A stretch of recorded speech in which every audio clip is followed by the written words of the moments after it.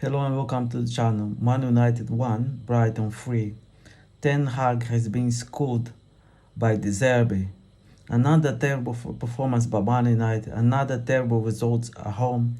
A 31 unbeaten game gone. And the fifth time we lose against Brighton. Fifth time in a row.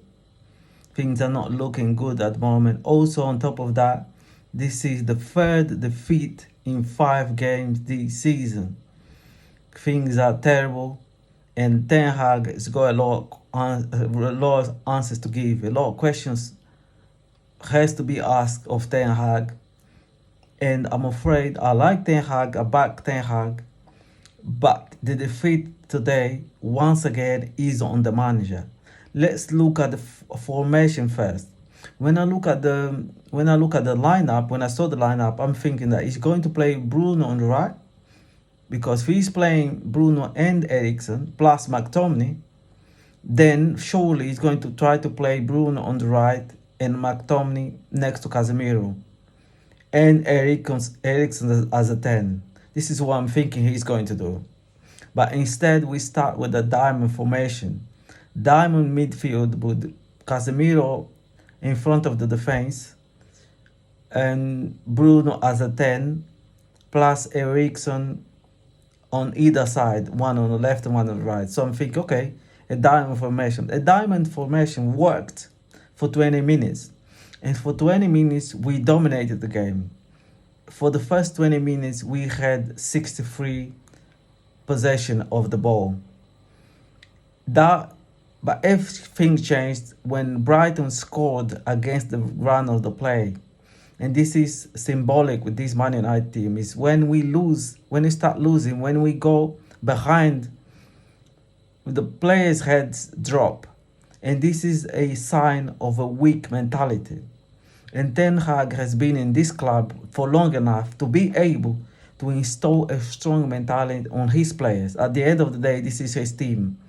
I know the Glazers are not good owners and they don't back the manager fully, but today's defeat has nothing to do with the Glazers. Today's defeat is on Ten Hag. And as well, Brighton does not have the same resources as Man United.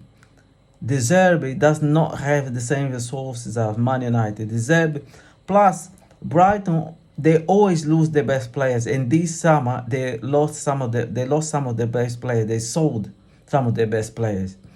So for them to be even depleted, to come to Man United, dominate the game like that, the Zerbi just made Ten Hag look average. The Zerbi took Ten Hag's tactic and destroyed him completely. So we're starting with the diamond midfield and it's not working. We 1-0 down. I'm thinking, okay, second half, we're going to come all guns blazing. He's going to have to make some substitutions. Either he's going to change the formation or he's going to change the personnel. Because for the last 25 minutes of the first half, Brighton was on top. Brighton took the control of the game. So for us to come back from the first half, for us to come back from the break, and still Brighton being dominated the game with Ten Hag not making any changes, not making any adjustments, it is not good. It's not good on Ten Hag. He should be the one taking the initiative. After the break, we should have come stronger, refreshed, and with new ideas. But Ten Hag doesn't seem to have a plan B. That's another thing as well, another point I want to make. Ten Hag, we had those results under Ten Hag. We had the Liverpool, we had Brighton, we had Brentford, we had City, so many times. And this is what the pundits are saying, and I have to agree with them on that. Against the top teams, Ten Hag doesn't seem to have an answer. He doesn't seem to have a plan B. His plan A was to start with the diamond midfield. And when that didn't work, he couldn't change it. He could not adapt to the way Brighton was playing. And if Ten Hag doesn't change things shortly, if Ten Hag doesn't change things soon enough, we're going to be in deeper trouble. We're already in trouble. We have Bayern Munich midweek for the Champions League.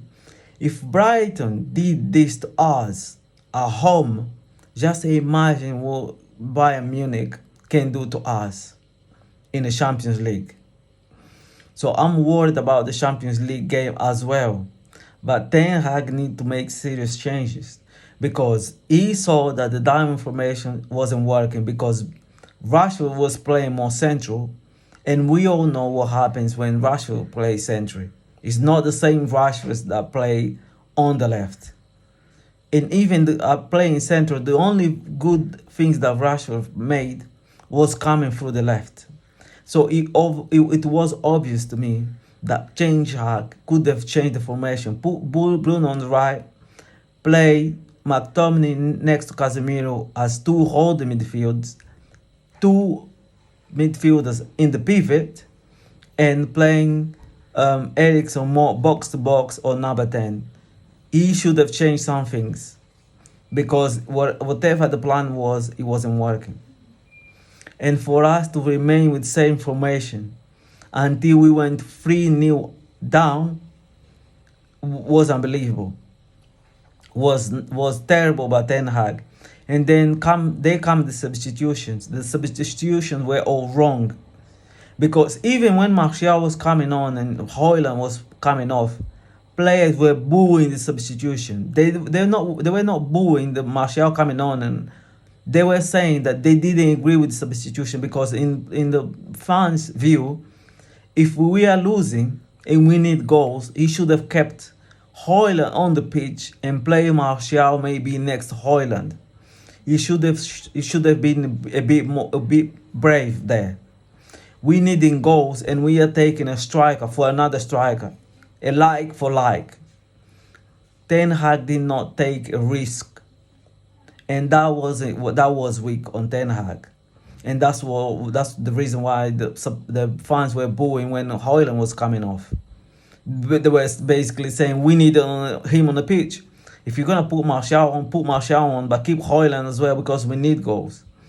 Ten Hag didn't change the formation. Ten Hag made the wrong substitution. The only positive we can take on that game is Maybury coming on and scoring the consolation goal. Well done on the youngster.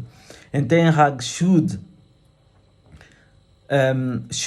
give more chances to the youngsters because I don't understand why can't Pellistri start a game. If Pellistri had started on the right, Bruno as a 10 and McTominay next to Casemiro as 2 on the pivot, he would drop Eriksen. We would have more impetus. If Rashford was playing so bad, the other thing as well is he took Højlund off and left Rashford on the pitch, and Rashford wasn't doing anything. Ten Hag seemed to have his favours as well. And that's another criticism that I have on Ten Hag.